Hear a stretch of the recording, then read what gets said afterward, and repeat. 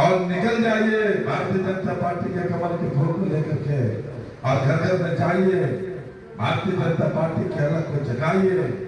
मोदी जी और योगी जी की सरकार की नीतियों के जो जितनी जन कल्याणकारी योजनाएं हैं, एक एक चाचा चाची भाई बहनी काका काकी को समझाइए। भारतीय जनता पार्टी के चुनाव चिन्ह कमल के फूल को भी एक एक घर में पहुंचाइए और आने वाले चुनाव के दिन कमल के फूल के बटन को इतना दबाइए, इतना दबाइए, इतना दबाइए कि विरोधी का सरकार ही साथ।